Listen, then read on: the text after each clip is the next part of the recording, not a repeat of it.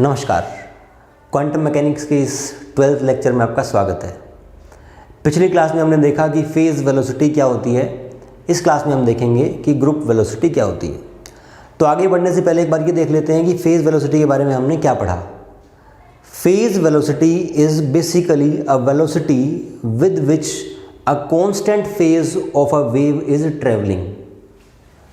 इसको एक बार समझते हैं। मान लीजिए कि एक वेव इस साइड मूव कर रही है। एट t इक्वल टू 0 पे ये वेव ऐसी थी।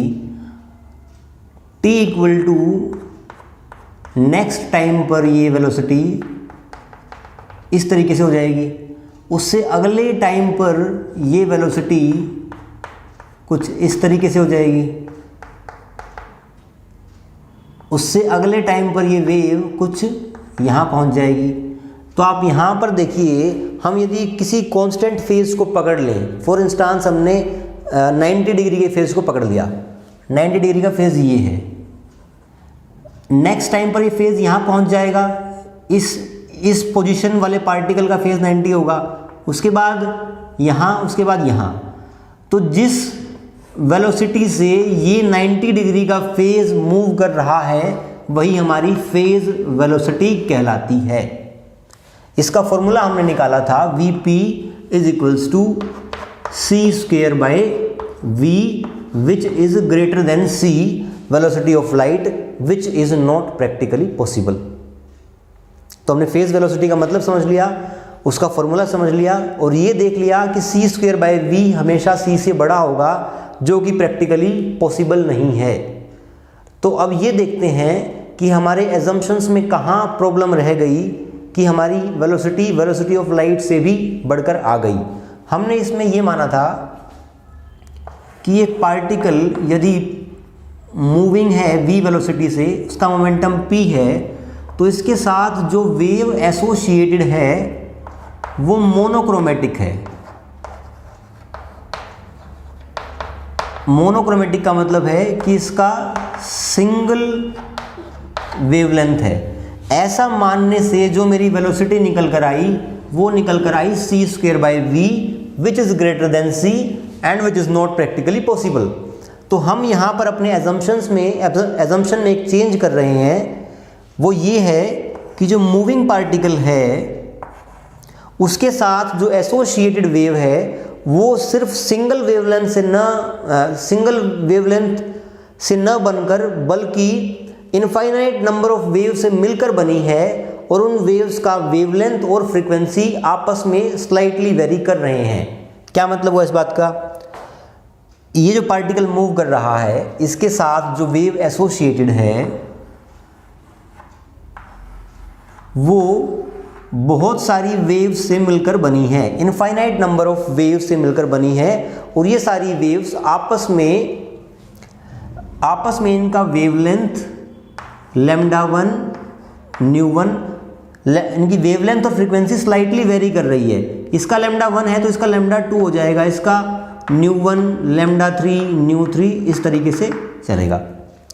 अब यदि किसी वेवलेंथ के पैरामीटर्स λ और ν वेरी कर रहे हैं तो उनके पैरामीटर्स k और ओमेगा भी वेरी करेंगे। k1 ω1, क्योंकि k1 λ पर आपका जो k है wave number, it is dependent on wavelength and angular velocity is dependent on frequency. इस तरीके से इसका k2 ω2, इसका k3 ω3। इन इनफाइनाइट नंबर ऑफ वेव से मिलकर एक कोई वेव बनेगी जो कि इसके साथ एसोसिएटेड होगी। मैं एक बार रिपीट कर रहा हूँ। हमने अभी तक के एजम्पशन में ये माना कि मूविंग पार्टिकल के साथ जो वेव एसोसिएटेड थी वो मोनोक्रोमेटिक वेव थी, पर इससे जो वेलोसिटी निकल कर आई वो c की वेलोसिटी से ज़्यादा आ गई, इसलिए हमारा वो एजम्पशन ठीक नहीं था। हमने अपने एजम्पशन को चेंज किया। ये कहा कि जो एसोसिएटेड वेव है वो इनफाइनाइट नंबर ऑफ वेव से मिलकर बनी है, जो आपस में जिनका वेवलेंथ और फ्रीक्वेंसी स्लाइटली वेरी कर रहे हैं। इन सब वेव्स की कंबाइंड वेव ये है, ये इस मूविंग पार्टिकल के साथ एसोसिएटेड है। अब हमें जो इसके साथ ये कंबाइंड वेव एसोसिएटेड है, इसके लिए 3 चीज़ें निकालनी हैं।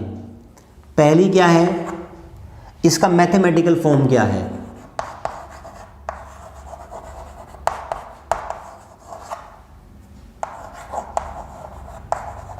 दूसरा, ये दिखती कैसी है, इसका अपीयरेंस कैसा है।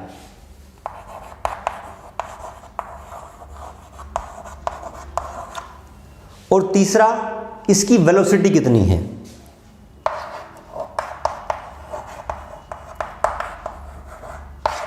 और इसी वेलोसिटी से हमारे कॉन्सेप्ट निकल के आएगा ग्रुप वेलोसिटी Vg और फेज वेलोसिटी Vp।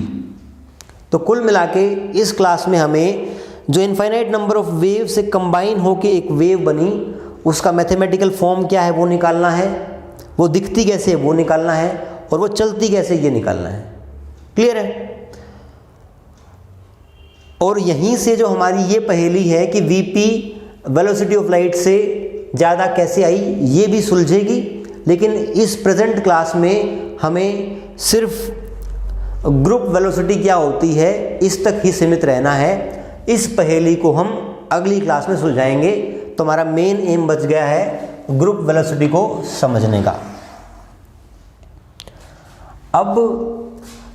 अब इनफाइनाइट नंबर ऑफ वेव्स को ऐड करना है, लेकिन सिंप्लिसिटी के लिए हम सिर्फ 2 वेव्स कंसिडर कर रहे हैं, क्योंकि इनफाइनाइट नंबर्स को वेव्स को ऐड करेंगे तो मैथमेटिकली बहुत कॉम्प्लेक्स सिचुएशन क्रिएट हो जाएगी। इसलिए हम सिंपली 2 वेव्स को ले रहे हैं और उनको ऐड कर रहे हैं। लेट्स से पहली वेव की वेव इक्वेशन है A cos k1 x minus omega 1 t। पिछले केस में हमने जो हमारी वेव ली थी उसको साइन के फंक्शन में लिखा था, यहाँ पर हम कोसाइन में लिख रहे हैं। साइन और कोसाइन सिर्फ 90 डिग्री के फेज से वेरी करते हैं, सिमिलर वेव्स होती हैं। आप यहाँ पर साइन भी ले सकते हैं और कोसाइन भी ले सकते हैं। बहुत सारी टेक्स्ट बुक में यहाँ पे कोसाइन ले रखा है, इसलिए मैं यहाँ पे कोसाइन ले रहा हूँ। y1 पहली वेव की वेव इक्वेशन ये हो गई। दूसरी वेव की equation A cos k2 x minus omega 2 t। यहाँ पर k1 k2 स्लाइटली वेरी कर रहे हैं, ओमेगा 1 ओमेगा 2 स्लाइटली वेरी कर रहे हैं। इन दोनों वेव्स के एडिशन से जो वेव बनेगी कंबाइंड वेव, वो y1 प्लस y2 होगी। हमें इन दोनों वेव्स को ऐड करना पड़ेगा। ऐड करने के लिए आप जब इन दोनों को ऐड करेंगे तो ये A कॉमन है, अंदर आ जाएगा आपका cos k1 x minus omega 1 t plus cos k2x minus omega 2 t। इन दोनों को ऐड करना है। अब यहाँ पर हम एक मैथमेटिकल फॉर्मूला लगाएंगे cos c plus cos d का।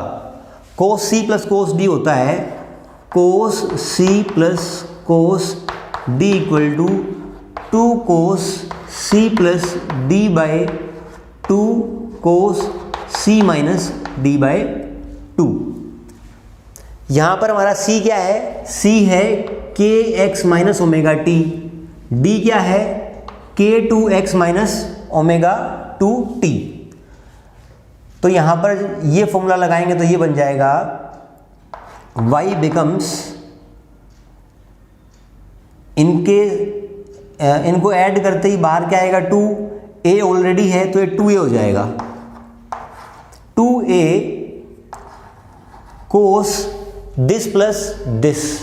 यहाँ पर देखिए आप इन दोनों को ऐड करना है तो k1 k2 ऐड हो जाएगा, x कॉमन आ जाएगा। सिमिलरली उस साइड आ जाएगा minus omega 1t minus omega 2t। अब माइनस t कॉमन ले लेंगे तो अंदर आ जाएगा ओमेगा 1 प्लस ओमेगा 2। ये हो गया आपका k1 plus k2 x minus omega 1 plus omega 2 t divided by 2। ये मैंने c प्लस d किया है, ये c प्लस d बन करके ये आ जाएगा पूरा 2 से डिवाइड होगा, तो मैं इनको इंडिविजुअली डिवाइड कर रहा हूं 2 से।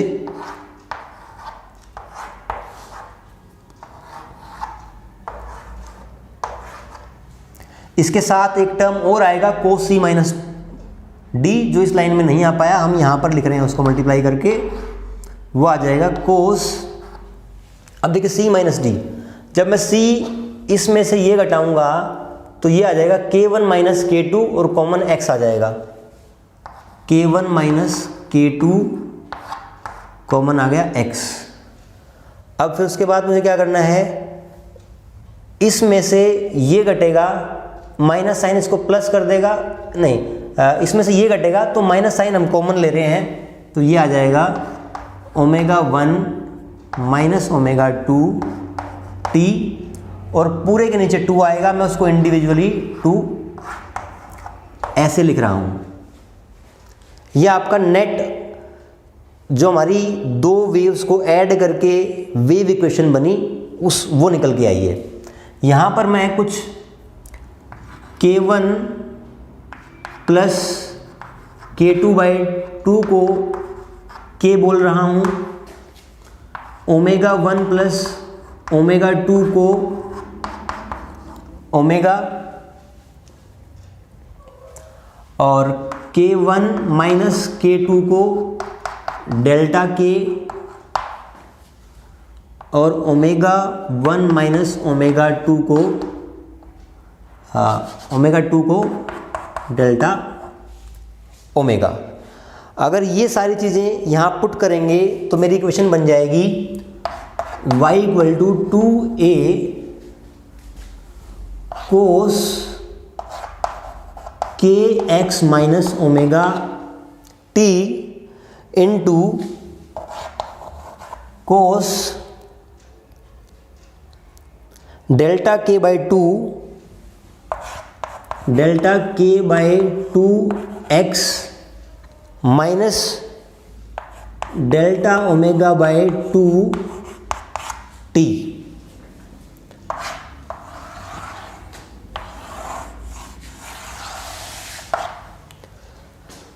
ये हमारी इक्वेशन क्या बन गई, हमने अब एसोसिएटेड वेव को मोनोक्रोमेटिक ना मान के इनफाइनाइट नंबर ऑफ वेव से मिलकर बनी हुई वेव माना, लेकिन मैथमेटिकल सिंप्लिसिटी के लिए हमने इनफाइनाइट वेव्स कंसिडर ना करके सिर्फ 2 वेव कंसिडर करी, और उन 2 वेव्स को जब ऐड किया तो फाइनली जो वेव इक्वेशन निकल के आई वो लास्ट में लिखी हुई है।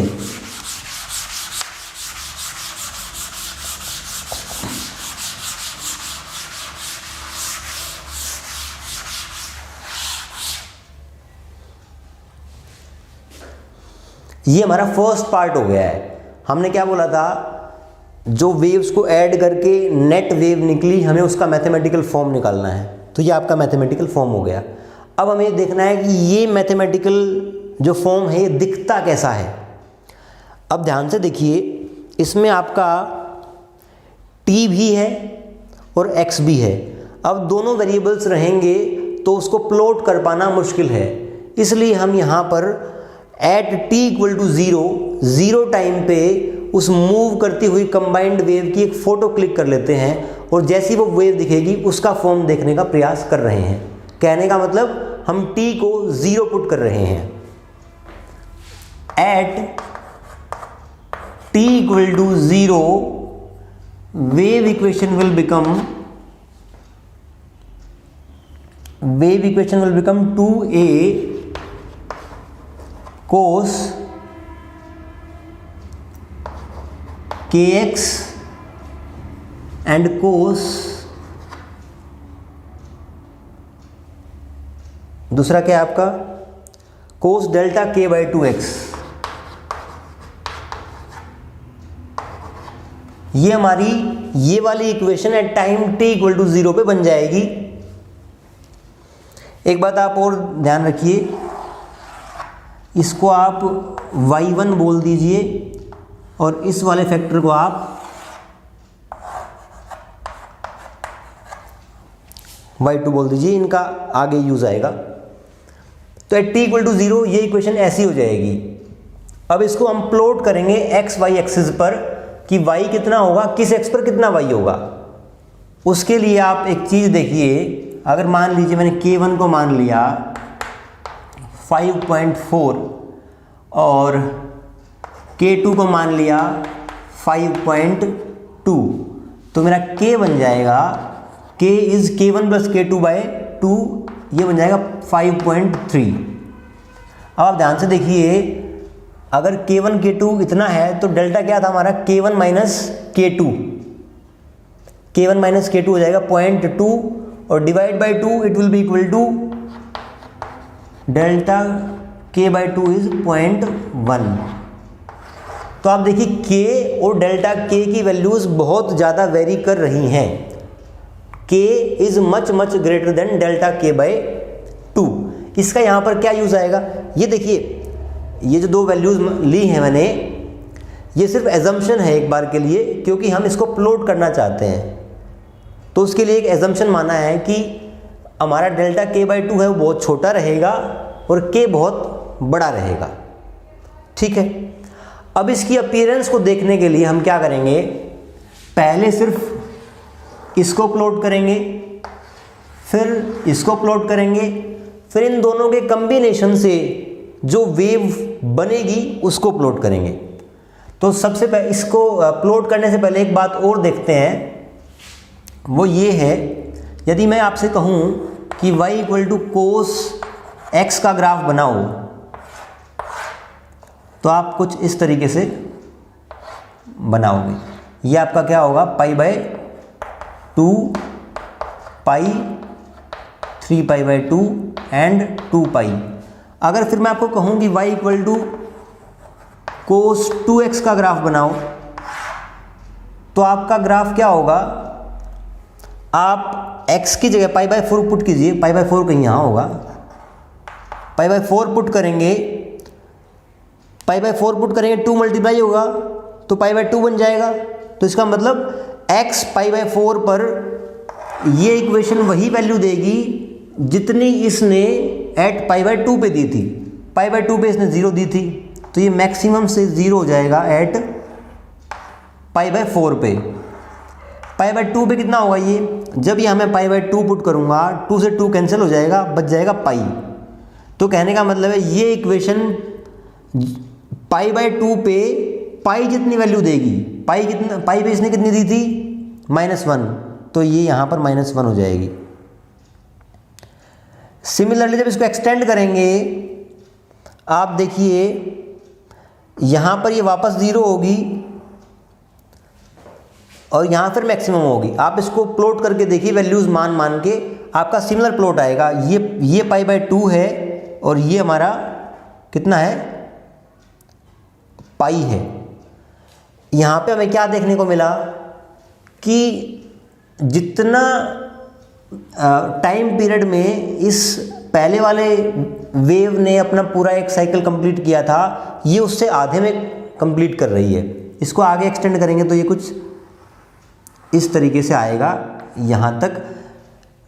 2π के इंटरवल में इसने तो एक ही अपने आप को एक ही साइकिल कंप्लीट किया, इसने 2 साइकिल कंप्लीट कर लिए। सिमिलरली जब आप y को cos 3x लिखोगे और प्लॉट करोगे, तो वो अब 3 अपने पीरियड्स कंप्लीट कर चुका होगा पाई अंतराल में ही। तो इससे हम क्या समझे, इससे हम ये समझे कोस के साथ जितना बड़ा नंबर मल्टीप्लाई होगा उतना ही आपका ग्राफ कंप्रेस हो जाएगा, और x के साथ जितना छोटा नंबर मल्टीप्लाई होगा उतना ही आपका ग्राफ एक्सपेंड हो जाएगा।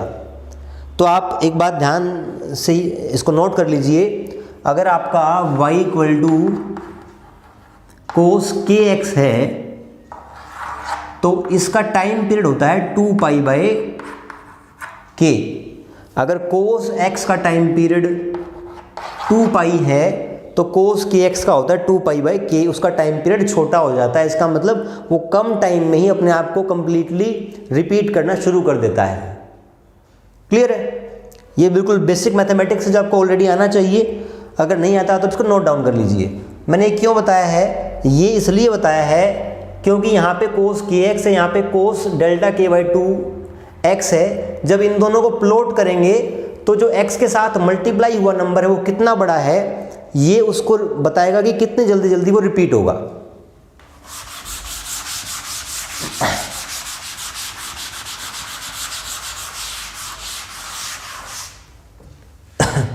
तो सबसे पहले हम इसको प्लॉट कर रहे हैं। Let's say this is A, this is B. तो सबसे पहले हम ए को प्लॉट कर रहे हैं।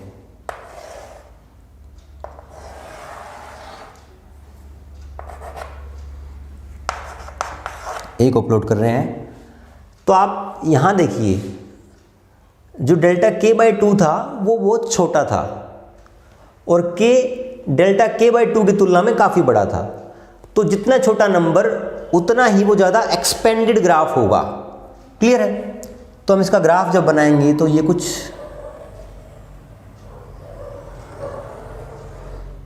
इस तरीके का होगा।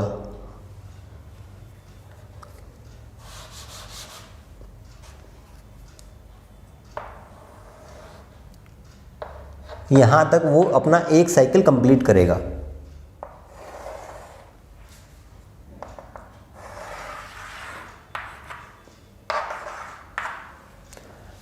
अब हम b को प्लॉट कर रहे हैं इस ग्राफ पे। b के साथ जो नंबर है वो बड़ा है और जितना बड़ा नंबर x के साथ b में x के साथ जो मल्टीप्लाई है कोस के अंदर वो बहुत बड़ा नंबर है और जितना k बड़ा होगा उतनी जल्दी ही कोस kx अपने आप को रिपीट करेगा। तो कहने का मतलब है कि जितने टाइम में उसने, ये सिमेट्रिक शायद नहीं लग रहा, इसको आप थोड़ा सा सिमेट्रिक बना लीजिए।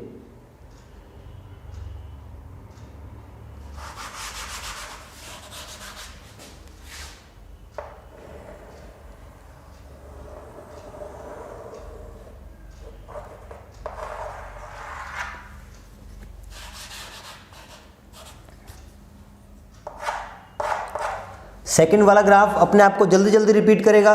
तो कहने का मतलब है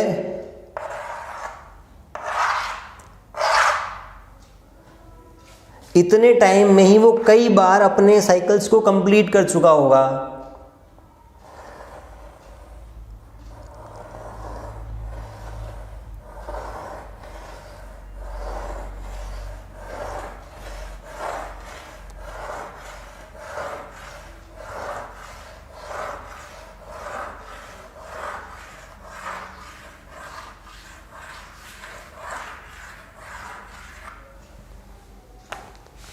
ठीक है, इसने बहुत ज़्यादा टाइम लिया एक साइकिल कंप्लीट करने के लिए, लेकिन इस वाले का k बहुत बड़ा है तो इसका टाइम पीरियड बहुत छोटा हो जाएगा क्योंकि टाइम था हमारा 2 पाई बाई k।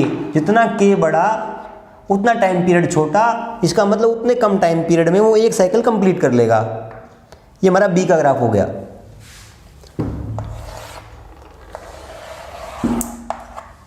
अब हमें नेट y का ग्राफ बनाना है। हमने क्या देख लिया कि इसका ग्राफ कैसा बनेगा, ऐसा, इसका कैसा बनेगा, ऐसा। अब इन दोनों को मल्टीप्लाई करने के बाद जो नेट y बन रहा है वो कैसा बनेगा, ये हम देखेंगे। देखिए एक बात तो तय है, जहाँ पर ये 0 होगा वहाँ पर ये चाहे कुछ भी हो, 0 के साथ मल्टीप्लाई होकर 0 ज़रूर होगा। तो यहाँ पर हमें नेट ग्राफ की 0 मिलेगी। सिमिलरली यहाँ पर भी 0 मिलेगी। इसके बीच में देखते हैं क्या होता है। अब आप ग्राफ को सिर्फ पाई बाई 2 तक देखिए, यहीं पर कंसंट्रेट करिए कि क्या हो रहा है।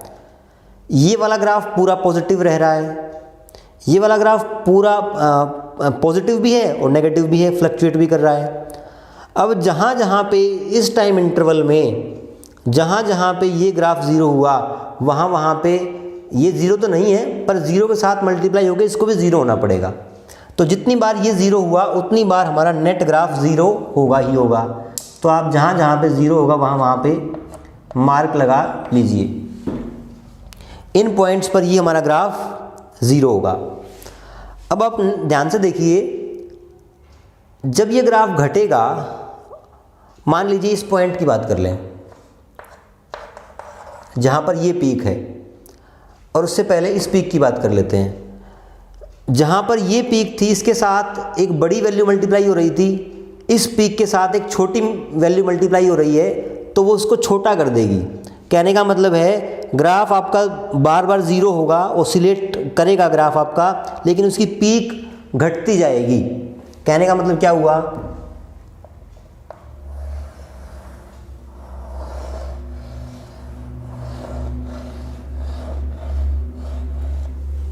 इस तरीके से आपका ग्राफ दिखेगा। नेक्स्ट वाले में क्या होगा, नेक्स्ट वाले में आपकी ये वाली वैल्यू नेगेटिव है, लेकिन ये नेगेटिव पॉजिटिव है। जहाँ जहाँ पे ये ज़ीरो हो रहा है इस पोर्शन में, वहाँ नेट ग्राफ भी ज़ीरो होगा, लेकिन उसके नेगेटिव साइड में बढ़ने से जब हम आगे बढ़ेंगे तो उसकी पीक नेगेटिव साइड में बढ़ेगी। तो कहने का मतलब है यहाँ तक इस पोर्शन में ये ग्राफ ओसिलेट करेगा, ज़ीरो होगा कई बार, लेकिन इसके साथ पीक के साथ जो वैल्यू मल्टीप्लाई हो रही है उसका मैग्नीट्यूड बढ़ रहा है धीरे धीरे, तो इस साइड बढ़ेंगे तो पीक दोबारा बढ़ेगी और फिर पीक घटेगी। तो आपका ग्राफ कुछ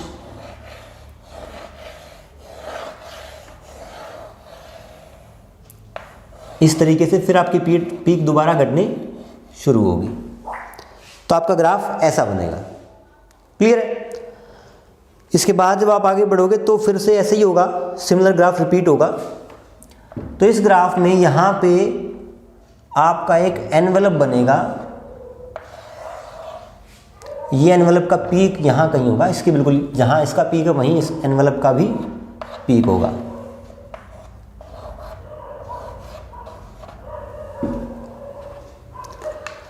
तो अब तक हमने ये देखा एट t इक्वल टू 0 ये ग्राफ, ये इक्वेशन ये हो जाएगी, और एक इस इक्वेशन को हमने जब प्लॉट किया, पहले इसको प्लॉट किया फिर इसको, फिर इन दोनों के जो रिजल्टेंट दिख रहा था, इन दोनों से जो रिजल्टेंट ग्राफ बनेगा उसको प्लॉट किया। तो ये हमारा रिजल्टेंट ग्राफ या रिजल्टेंट वेव इक्वेशन है t इक्वल टू 0 कैसी दिखेगी उसका जवाब है। क्लियर है? तो अब तक हमने ये देख लिया कि हमारी वेव इक्वेशन का मैथमेटिकल फॉर्म क्या होगा और वो दिखेगी कैसी। हमारा नेक्स्ट क्वेश्चन क्या था कि वो मूव किस स्पीड से करेगी।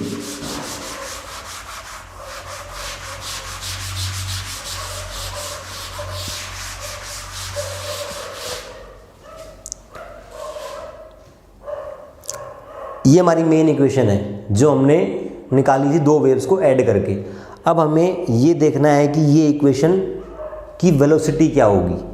तो हम यहाँ पर सिमिलरली दोबारा वैसे ही करते हैं। एक मिनट, सॉरी,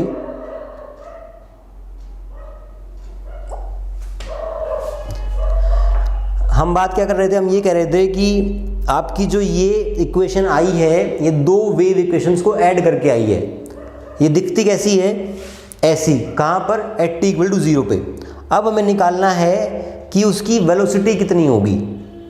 ठीक है, वेलोसिटी के लिए हम पहले इस y1 और y2 दोनों की अलग अलग वेलोसिटी निकालते हैं। पहले y1 की बात कर लेते हैं। देखिए, जब भी आपको किसी वेव की वेलोसिटी निकालनी है तो आप क्या करेंगे, जो स्टार्टिंग में हमने फेज वेलोसिटी की डेफिनेशन लिखी थी उसी का यूज़ करेंगे। फेज वेलोसिटी की डेफिनेशन क्या थी, velocity with which a constant phase is moving. एक वेव का कांस्टेंट फेज जिस वेलोसिटी से मूव कर रहा है वही मेरी फेज वेलोसिटी होती है। इसका मतलब हम ये देख लेते हैं कि इसका इस इक्वेशन का फेज कितना होगा, kx माइनस ओमेगा टी। इस इक्वेशन में आपका जो फेज है वो है kx माइनस ओमेगा टी, और ये हमारा कांस्टेंट है। अब इस इक्वेशन को हम डिफरेंशिएट करेंगे तो ये हो जाएगा k dx minus omega d t equal to 0। Constant का डिफरेंशिएशन 0 होता है। यहाँ पर dx बाई डी टी जब निकालेंगे तो ये आ जाएगा ओमेगा बाय k। इसको बोलते हैं vp phase velocity omega by k। Clear है? Next is y2। y2 में भी हम सिमिलर लगाएंगे, इस फेज को कांस्टेंट करेंगे और फिर डिफरेंशिएट करेंगे, तो ये आ जाता है हमारा vg group velocity equal to d omega by d k. यहां पर आपका delta k by delta omega by delta k आएगा, उसको हम डी ओमेगा बाई डी के लिख रहे हैं, उसको ओ स्मॉल कर रहे हैं उसके वेरिएशन को। तो आप ध्यान से देखिए इस बात का मतलब क्या हुआ। ये जो ग्राफ बना है ये कौन सी इक्वेशन के लिए है? ये है कोस डेल्टा के बाई 2 के लिए, डेल्टा 2 एक्स के लिए। और ये वाला ग्राफ किसके लिए बना है? कोस के एक्स के लिए। आपका ये वाला टर्म बहुत छोटा था इसलिए ग्राफ आपका एक्सपेंड हो गया, ये वाला टर्म बहुत बड़ा था इसलिए आपका ग्राफ कंप्रेस हो गया। इन दोनों का रिजल्टेंट ग्राफ आपका कुछ इस तरीके से आया है। जो ये मैंने एनवलप बनाया है ये ग्राफ का पार्ट नहीं है, ग्राफ तो मेनली आपका ये इस तरीके से ही बनेगा, लेकिन हमें वो दिखने में ऐसा लग रहा है कि वो एक एनवलप में बंद है, इसलिए हमने उसको एनवलप बोल दिया। लेकिन जो आपका रियल ग्राफ है उसमें ये लाइन होती नहीं है, सिर्फ ये रियल ग्राफ आपका ऐसा है। क्लियर है? अब जो ये वाला ग्राफ है के एक्स वाला, या फिर यूं कहें कि जो y2 है, इससे हमने जो स्पीड निकाली है y2 से डी ओमेगा बाई डी के, वो हमारी एनवलप की स्पीड है। आप देखिए जैसा ये बन रहा है वैसा ही उतनी ही दूरी का ये है, यहाँ पे ये स्टार्ट हो रहा है एनवलप और यहाँ पे ये एनवलप ख़त्म हो रहा है। तो कहने का मतलब हुआ ये जो स्पीड निकल के आई है ये किसकी स्पीड है? एनवलप की स्पीड है। और सिमिलरली कोस के एक्स क्या है आपका? कोस के एक्स है आपका कोई भी एक पर्टिकुलर फेज, ये 90 डिग्री का फेज कितनी तेजी से आगे बढ़ रहा है, ये इक्वेशन उसकी वेलोसिटी को बता रही है। तो कुल मिला के हम ये कह सकते हैं कि हमारी जो नेट वेव आई उसका एनवलप एक स्पीड से चलेगा और उसकी जो इंडिविजुअल अंदर जो वेव बनी है वो एक अलग स्पीड से चलेगी। तो जो एनवलप की स्पीड है उसको हमने बोला ग्रुप वेलोसिटी।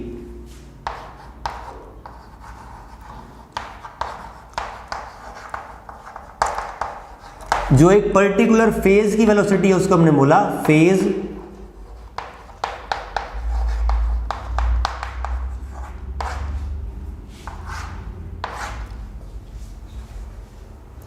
मैं एक बार फिर से पूरी क्लास को कंक्लूड कर रहा हूं।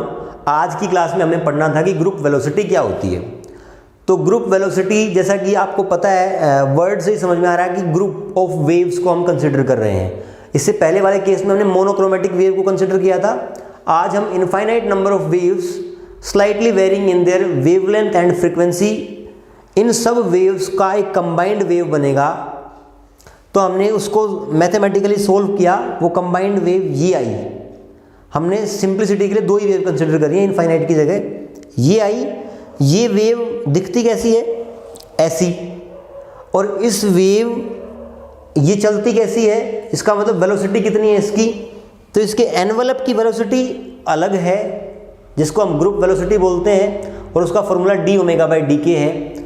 और इसका एक पर्टिकुलर कोई फेज, ये फेज मान लो ये किस वेलोसिटी से चल रहा है उसको हम बोलते हैं फेज वेलोसिटी। तो उम्मीद है आपको ग्रुप वेलोसिटी का कॉन्सेप्ट समझ में आ गया होगा। आप इसके लिए एक काम और कर सकते हैं, आप गूगल करिए फेज वेलोसिटी। तो जो पहला लिंक विकीपीडिया का खुलेगा तो आपको फेज वेलोसिटी विकीपीडिया से देखना है। उसमें एक एनिमेशन दे रखा है कि फेज वेलोसिटी और ग्रुप वेलोसिटी में अंतर क्या है, वो आप देखेंगे तो और समझ में आएगा। उसमें ऐसा दिखेगा आपको, ये जो एनवलप है ये धीरे चल रहा है और जो ये पर्टिकुलर फेज की जो वेव है ये तेज चल रही है। तो एनवलप धीरे धीरे चल रहा है और उसके अंदर से वेव निकल के आगे बढ़ रही है। वहाँ से आपको समझ में आएगा कि कई सारी वेव्स को ऐड करके जो ग्रुप बनता है उसमें ग्रुप वेव का मतलब क्या है, उसमें फेज ग्रुप वेलोसिटी का मतलब क्या है और उसमें फेज वेलोसिटी का मतलब क्या है। तो आज की क्लास में हम इतना ही करते हैं। इस क्लास में हमने सिर्फ ग्रुप वेलोसिटी क्या होती है इसको समझा। हम ये नहीं अभी भी कंक्लूड कर पाए कि जो velocity c²/v velocity greater than c आई थी वो क्यों आई थी, उसको हम अगली क्लास में देखेंगे। आज के लिए इतना ही। Thank you very much.